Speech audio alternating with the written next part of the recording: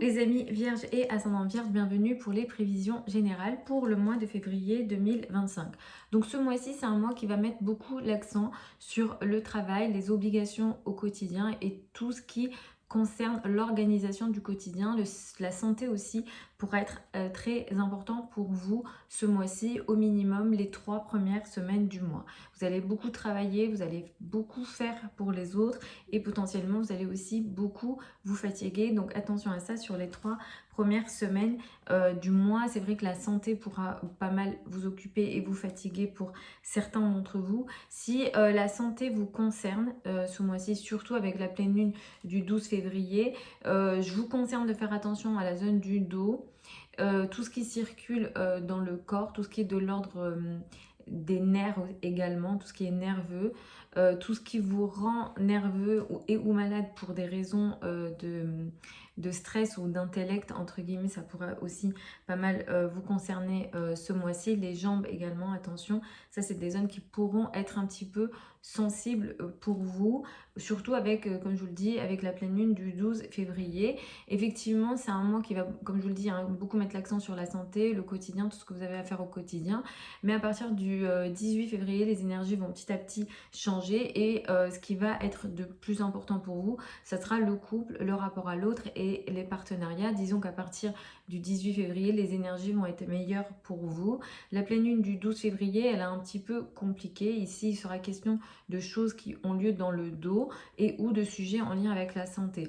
Pour certains d'entre vous, il pourra être question de secrets révélés ou de choses que vous apprenez avec la pleine lune du 12 février, mais il s'agit ici de situations un petit peu électriques, inattendues, choquantes, qui pourront créer des situations de stress. Donc attention à ça. Pour certains, ça va concerner les liens à l'étranger, les voyages. Donc s'il est question de sujets avec les voyages et ou des sujets administratifs, ici il pourra être question de situations un petit peu plus compliquées. À partir du 18 février, les énergies vont être meilleures pour vous. Le rapport à l'autre va être de plus en plus important. Il sera question aussi de communication un peu plus importante et un peu plus, disons, maîtrisée dans la relation à l'autre à partir du 18 février. Pour vous, vous allez beaucoup parler, communiquer, échanger avec l'autre. Ça va être plutôt intéressant pour vous. Pour celles et ceux qui sont célibataires, d'ailleurs pour celles et ceux qui sont en couple également, ça va aussi vous concerner. Il sera question d'une nouvelle phase dans la relation à l'autre grâce à la nouvelle lune du 28 février. La nouvelle lune du 28 février, elle est très intéressante pour vous. Elle a lieu en face de vous. Au moment de cette nouvelle lune-là, on a ce qu'on appelle un stellium, donc un amas planétaire dans le signe du poisson. Donc l'énergie ici va être assez concentrée. L'autre va prendre beaucoup de place. Si vous êtes déjà en couple, vous pouvez entamer une nouvelle phase dans le cadre du couple. Si vous êtes célibataire, vous pouvez faire une nouvelle rencontre dans la foulée du 28 février. C'est vrai qu'en plus, cette nouvelle lune, elle prend un trigone de Mars et Mars aura repris sa course directe. Ça fait déjà plusieurs semaines et plusieurs mois que vous avez potentiellement des difficultés parmi les amis et les groupes de personnes et ou en lien avec des projets collectifs, des projets sur le long terme. Peut-être qu'il a été question pour vous de conflits ou de difficultés que vous avez du mal à gérer et avec des conflits assez réguliers et récurrents que vous avez du mal à régler tout simplement. Et grâce à, disons, cette reprise directe de Mars sur la fin du mois de février, les énergies vont s'améliorer pour vous et ça va être beaucoup plus intéressant pour vous d'aller de l'avant.